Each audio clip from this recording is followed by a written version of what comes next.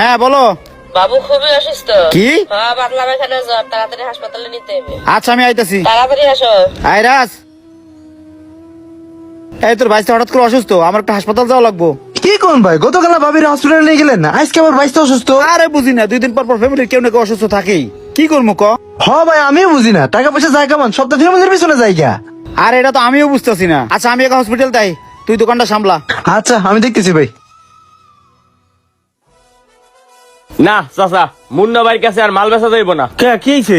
আরে চাচা, কয়টা কার্টন নিয়ে গেছি, হাতের ওইটা মনে হলো প্রায় 7-8 কেজি হইব। 5 কেজি কইয়া রাইখা দিল। এলাকার ব্যবসায়ী, কিছু কইতেও পাই না, কিছু কইতে গেলে মারতে ওঠে।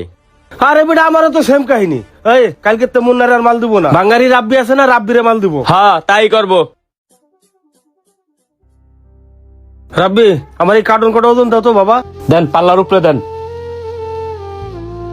কাকা 9 কেজি। 9 কেজি? হ্যাঁ। কি কব বাবা, এই কটা মাল 9 কেজি? মুন্নার কাছে এই কটা মাল নিয়ে গেলি, কত 5 কেজি মাল হইছে। কেডা মুন্না? ও তো একটা বাটপার, ওজনে চুরামি করে। এর লিগে তো আর ফ্যামিলির অসুখ বিসুখ ভালো হয় না, একটার পর একটা লাগিয়ে থাকে। মনে হয় যেন টাকা পয়সা নিয়ে কবরে যাইবো। আচ্ছা আমার কাছে মাল নিয়ে এসো আবার। আচ্ছা বাবা, নিয়ে মনে।